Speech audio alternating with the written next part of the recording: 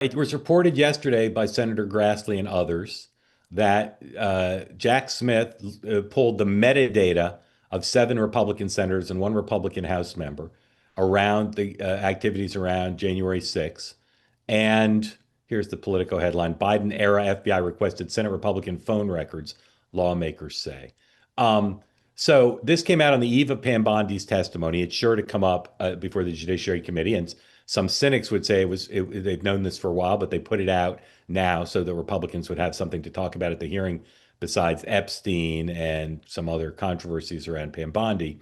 Um, Members of Congress get investigated all the time. I'm no defender of the deep state, and I don't know the facts here, but just the notion that a member of Congress was investigated is being treated by the Reds as some unprecedented act of violation of separation of powers.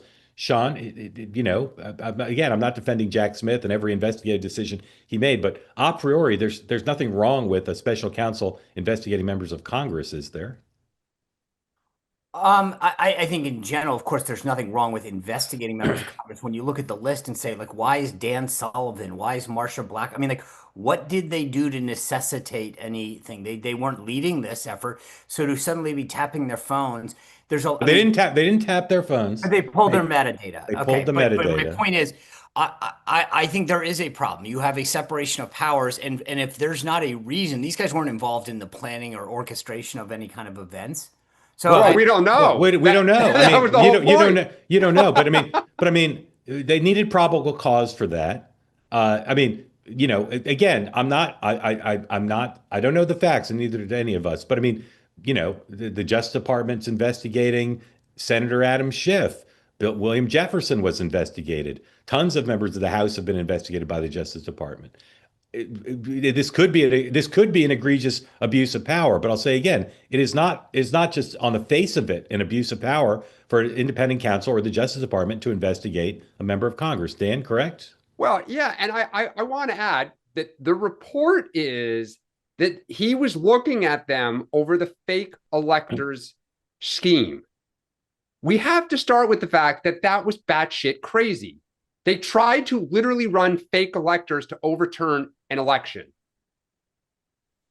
Full stop. So they were checking out to see who might have been complying with that. This wasn't like, I mean, it's on history on that issue is going to be so unkind. It's crazy. It's crazy. look, I knowing the people that are listed on that, there are some serious questions that need to be answered, and I think that it is concerning. Again, I'm not saying it's not concerning, and I'm not saying I know the facts, and I'm against abuse of power. And for all I know, this is deep state run amok. I don't know.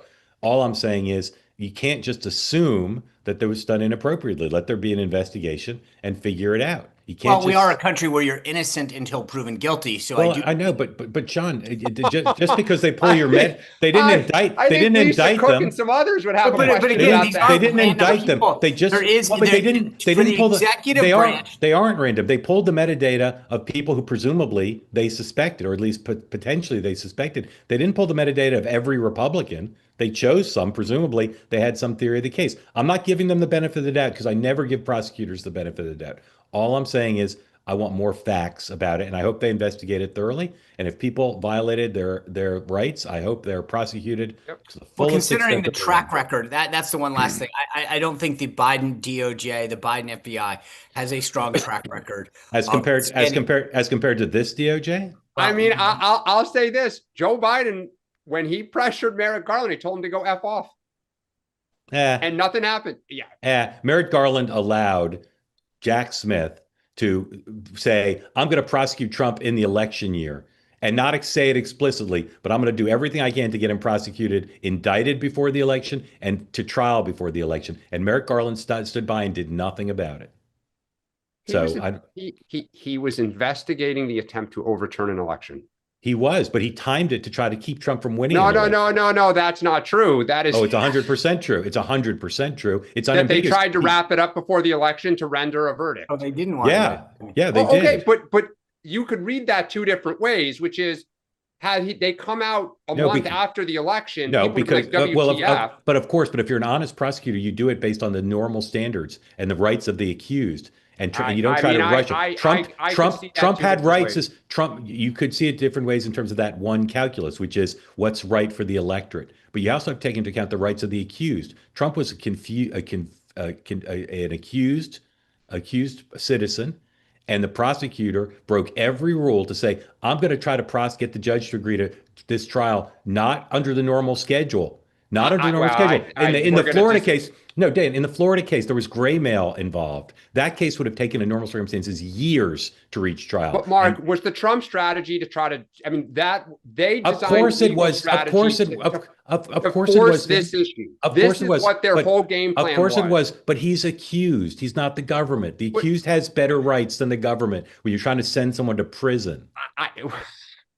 All right. We're great legal strategy. I tip my hat to the Trump. Supposed to be forward-looking. My fault. They say that something that's easy is like a walk in the park. Well, easier than a walk in the park. Hit the subscribe button. Be part of the two-way community. Never miss an episode. Be part of our conversations.